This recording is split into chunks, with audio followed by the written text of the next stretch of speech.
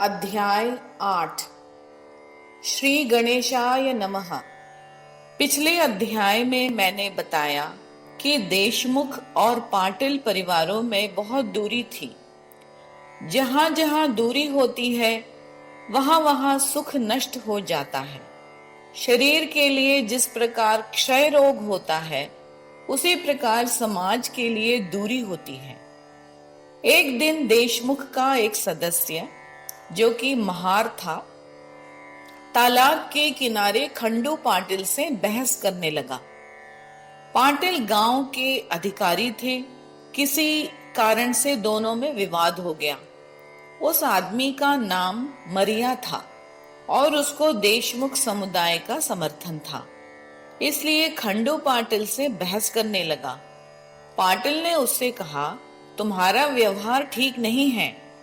व्यक्ति को अपनी जगह कभी नहीं भूलनी चाहिए।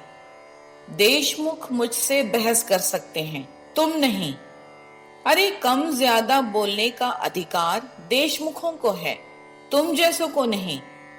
मरिया अनेक प्रकार के प्रयास करने लगा जिससे खंडू पाटिल क्रोधित हो गए। इस विवाद का कारण अत्यंत मामूली था। एक महत्वपूर्ण कागज को अकोला के तहसील कार्यालय भिजवाने की जरूरत थी और उन्होंने उसे तुरंत ले जाने के लिए कहा था। लेकिन उत्तर में मरिया ने कहा कि मैं तुम्हारे अधीन नहीं हूं, मैं देशमुखों के अधीन हूं, तो मैं यह काम नहीं करूंगा। इस बात से खंडू पाटिल नाराज हो गए और हाथ में जो बेंत थी उससे मरिया के हाथ पर मारा। पाटिल था भी बहुत बलवान, फिर क्रोध में आकर प्रहार करने से उसका हाथ टूट गया और वह मूर्छित होकर जमीन पर गिर पड़ा। पाटिल ने दूसरे महार के द्वारा उस कागज को भिजवाया। अब यहाँ क्या हुआ वह सुनिए। महार के सगे संबंधियों ने उसे उठाकर देशमुख के द्वार पर डाला। हाथ टूटा जानकर वो लोग अत्यंत खुश हुए, क्योंकि उन्होंने सोचा कि पाटिल को नीचा दिखाने के लिए इससे अच्छा अवसर नहीं मिलेगा। उन्होंने उसे तत्काल कचहरी ले जाकर अधिकारियों को उल्टी सीधी पट्टी पढ़ाई, जिससे अधिकारियों ने तत्काल पाटिल को पकड़कर लाने का आदेश दिया। महार की शिकायत को रजिस्टर में लिखा गया और सारे गांव में यह बात फैल गई कि अगले दिन सवेरे पाटिल को हथकड़ी पहनाई जाएगी। जब खंडू पाटिल ने सुना तो उसके मुंह का पानी सूख गया और वह चिंता में पड़ गया। इससे तो बड़ी बदनामी हो जाएगी और बदनामी मृत्यु से भी ज्यादा दुखदाई होती है। खंडू पाटिल हताश हो गए। उस समय उन्हें एक उपाय सूझा कि श्री गजानन महाराज की शरण में जाना चाहिए। दूसरा कोई भी इस संकट का निवारण नहीं कर सकता। यहाँ किसी भी प्रकार के प्रयत्न करने के लिए भी कोई नहीं था, क्योंकि सारे भाई अकोला गए हुए थे। तो खंडू पाटिल रात्रि के समय महाराज के पास गए। उनके चरणों पर मस्तक रखकर कहा, महाराज, मुझ पर बड़ा कठिन समय आ पड़ा है। मैंने सरकारी काम से एक महार को भेजना चाहा, उसने इनकार किया। मैंने आव देखा न ताव और उसको लकड़ी से मारा, जिससे उसका हाथ टूट गया। देशमुखों ने राई का पहाड़ बना दिया। वह लोग मेरा अहित करने पर तुले हुए हैं। इस मामले में मुझे कैद करने का प्रयत्न हो रहा है, जो मेरे लिए कलंक का टीका है। गुरुदेव, मेरा गला भले ही काट दीजिए, किंतु यह प्रसंग नहीं आना चाहिए। इसमें मेरा अपराध बहुत कम है। हे दयालु, इन्होंने इस बात का बतंगड़ बना दिया है। मेरी कीर्ति पर देशमुख परिवार कीचड़ उछालना चाहते हैं। ऐसा कहकर पाटिल अश्रुधारा बहाने लगा। घर के लोग पहले से ही शोकाकुल थे। यह देखकर उनकी दशा और भी बिगड़ गई। उसका वर्णन मैं शब्दों में नहीं कर सकता। समर्थ ने खंडू पाटिल को दोनों हाथ से उठाकर अपने गले से लगाया और कहा, अरे कार्यकर्ता पुरुष को अनेक संकटों का सामना करना पड़ता है। तुम इसकी बिल्कुल भी चिंता मत करो। स्वार्थ दृष्टि बढ़ जाने पर ऐसा ही होता है। पाटिल और देशमुख, तुम लोग एक जाति के होते हुए भी एक दूसरे की हानि करना चाहते हो। यह स्वार्थ परायणता के कारण है। कौरव पांडवों का महाभारत युद्ध स्वार्थ के कारण ही हुआ, जिसमें न्याय की दृष्टि से पांडवों का पक्ष सही था, इसलिए भगवान ने उनकी सहायता की और कौरवों को मरना पड़ा। देशमुख कितना भी जोर लगा ले, फिर भी तुम्हें हथकड़ी नहीं पहननी पड़ेगी, इसमें लेश मात्र शंका ना करो। आगे जाकर महाराज का कथन सत्य हुआ। इस प्रकरण में खंडू पाटिल बिल्कुल निर्दोष छूट गए। संतों के मुख से निकली वाणी कभी असत्य नहीं होती। आगे चलकर पाटिल समुदाय के लोग महाराज की भक्ति में लीन हो गए। भला अमृत का सेवन किसे अच्छा नहीं लगता। इसके बाद खंडू पाटिल ने विनती करके महाराज को अपने घर रहने के लिए कहा। उसी समय अचानक पाटिल के घर 5-10 तेलुगु ब्राह्मण आ पहुंचे। तेलुगु ब्राह्मण विद्वान होते हैं, कर्मठ होते हैं, वेदों पर उनका प्रेम होता है, किंतु यह लोग धन के लोभी होते हैं। तो वे धन प्राप्त करने की आशा से समर्थ के पास आए। उस समय महाराज चद्दर ओढ़कर सोए हुए थे। उनको जगाने की दृष्टि से वे लोग ऊंचे स्वर में वेद मंत्रों का पाठ करने लगे। पठन के दौरान उन्होंने उच्चारण में त्रुटियां की और उन्होंने ठीक भी नहीं किया। आगे पढ़ने लगे तो महाराज तुरंत आसन पर उठकर बैठ गए और बोले, अरे तुम लोग कहाँ के वैदिक हो। इस प्रकार से वेद विद्या को हीनता मत लाओ। यह पेट भरने की विद्या नहीं है, अपितु मोक्ष दात्री है। पहने हुए शॉल की कुछ तो कीमत रखो। केवल शॉल धारण करने से वैदिक नहीं हो जाता। मैं उच्चारण करता हूं, वैसा स्वरों का उच्चारण करो। वैदिकों का ढोंग करके कुछ भी उच्चारण मत करो और सामान्य लोगों को ठगो मत। इतना कहकर महाराज ने ऋचाओं का उच्चारण किया। उनके उच्चारण में कहीं कोई गलती या हीनता नहीं थी, मानो साक्षात वशिष्ठ ही वेदोच्चारण कर रहे हों। यह देखकर ब्राह्मण चुपचाप बैठे रहे। उन्हें सामने देखने का सामर्थ्य नहीं था। यह तो साक्षात ब्रह्मा जी ही हैं, जिनके चारों मुख से 4 वेदों का उच्चारण हुआ है। इसमें कोई शंका नहीं रही।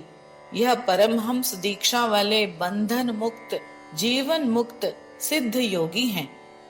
हम लोगों का कुछ पूर्व जन्म का फल है, जिससे हमको महाराज का दर्शन हुआ। यह वामदेव ही हैं, इनको दूसरी उपमा नहीं दी जा सकती। बाद में पाटिल के हाथ से महाराज ने उन ब्राह्मणों को 1-1 रुपया दक्षिणा रूप में दिलवाया। उसके बाद ब्राह्मण दूसरे गांव चले गए। श्रोताओं, सच्चे संत को उपाधि अच्छी नहीं लगती। गांव के उत्तर दिशा में एक बगीचा था, जहां साग सब्जी और अनेक प्रकार के फल थे। एक शिव मंदिर भी था और नीम की शीतल छाया भी। यह कृष्णाजी पाटिल का बगीचा था, जो खंडू पाटिल का सबसे छोटा भाई था। महाराज इस बगीचे में नीम के पेड़ की छाया में बैठे और कृष्णा जी से बोले, इस बगीचे में शिव सानिध्य में कुछ दिन रहना चाहता हूँ। यह कर्पूर गौर नीलकंठ पार्वती के पति राज राजेश्वर भोलेनाथ हैं। यह तुम्हारा बगीचा है तो मेरा भी यहाँ रहने का मन है, तो यहाँ छाया का प्रबंधन कर दो। यह सुनकर कृष्णा जी पाटिल ने तत्काल एक छप्पर बनवा दिया। समर्थ ने वहां निवास किया, इसीलिए यह बगीचा आज तीर्थ क्षेत्र बन गया है।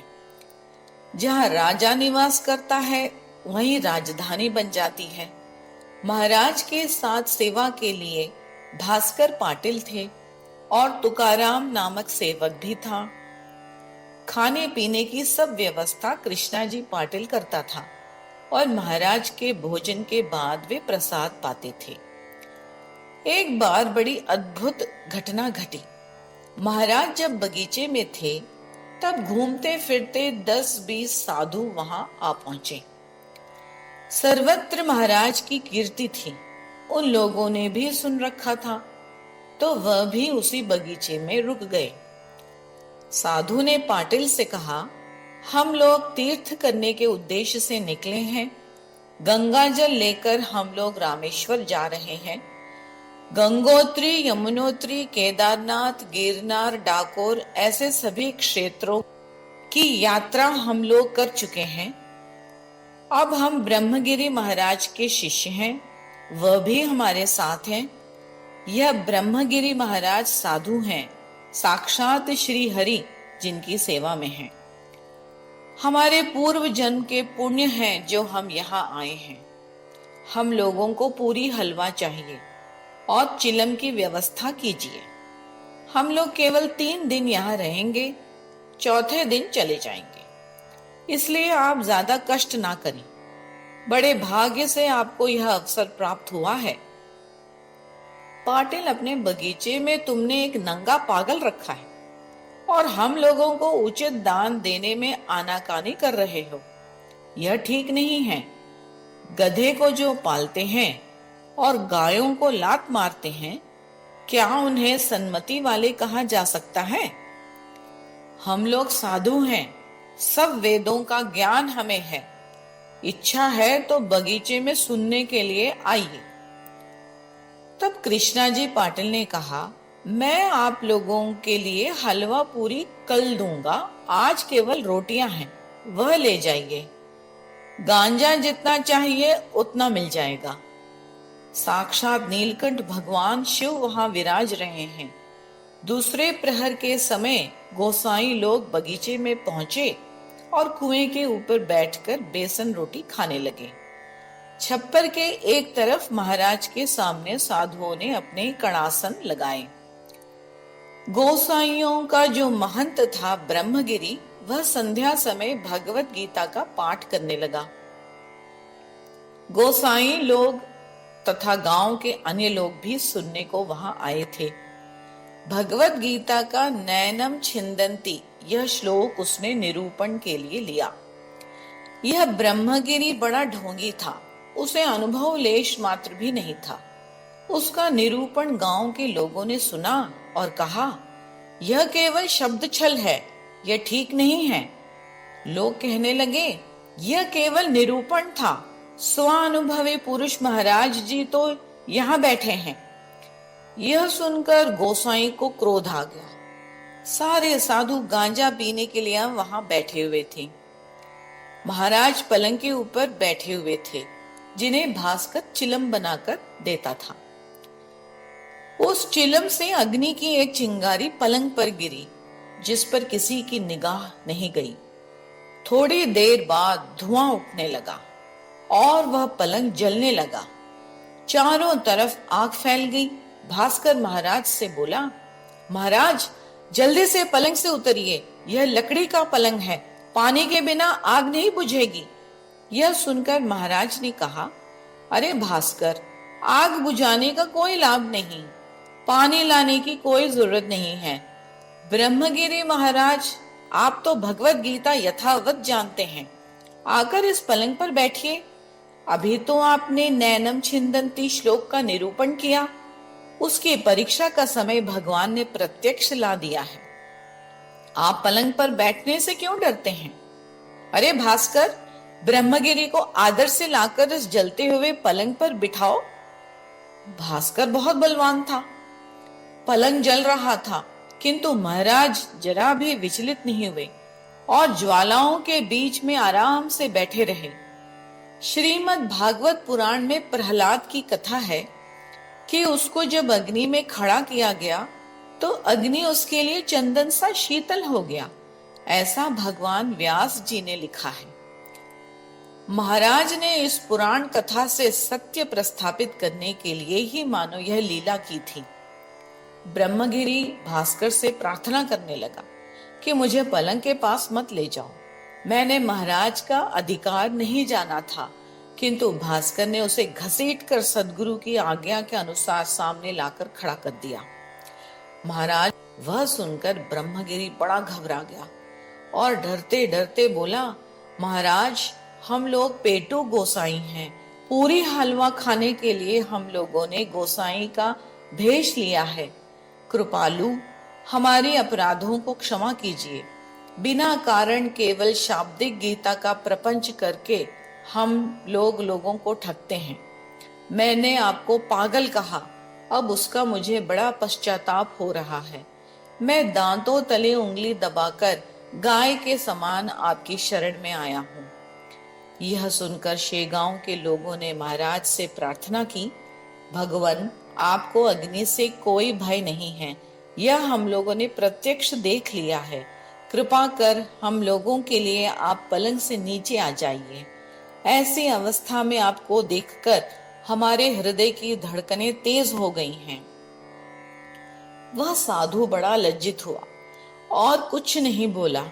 लोगों की विनती को मानकर महाराज जैसे ही नीचे उतरे, वह पलंग राख की ढेर में बदल गया, जिसमें एक क्षण भी नहीं लगा। सारा पलंग जल गया था। जो थोड़ा बचा था उसे लोगों ने साक्ष्य के लिए बुझा कर रखा। ब्रह्मगिरी महाराज के चरणों पर गिर पड़ा। गंगा जल का स्पर्श होने पर भला क्या पाप शेष रह जाते हैं। इसके बाद महाराज ने मध्य रात्रि को ब्रह्मगिरी को उपदेश दिया कि आज से इस प्रकार की चेष्टा कभी मत करना। जिन्होंने शरीर पर भस्म धारण किया है उनको चाहिए कि उपाधि को दूर रखें, उसमें लिप्त ना हो। बिना अनुभव के निरर्थक कोई कथा नहीं कहनी चाहिए।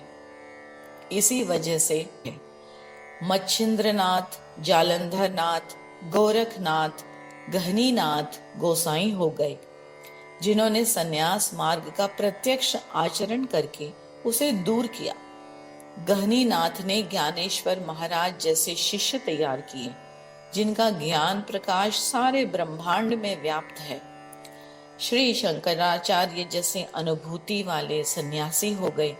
उसी प्रकार संसार में रहकर ब्रह्म अनुभूति एकनाथ महाराज ने प्राप्त की। स्वामी समर्थ रामदास जो आजन्म ब्रह्मचर्य का पालन करके इस धरती पर ब्रह्म साक्षात्कारी हो गए, उनके चरित्रों का स्मरण करो। बेकार की बातों में समय मत गंवाओ और केवल हलवा पूरी पर निगाह मत रखो, वरना केवल उतना ही मिलेगा, अर्थात केवल पेट ही भरेगा। इस प्रकार का बोध रात को महाराज ने ब्रह्मगिरी को दिया। सुबह होते ही ब्रह्मगिरी बिना किसी से मिले अपने शिष्यों के साथ वहां से चला गया।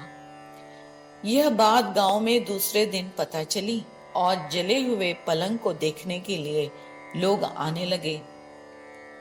दास गणों द्वारा रचित श्री गजानन विजय नामक ग्रंथ आप लोगों को भवसागर से पार करे, यही मेरी इच्छा है। शुभम भवतु। 8वां अध्याय समाप्त।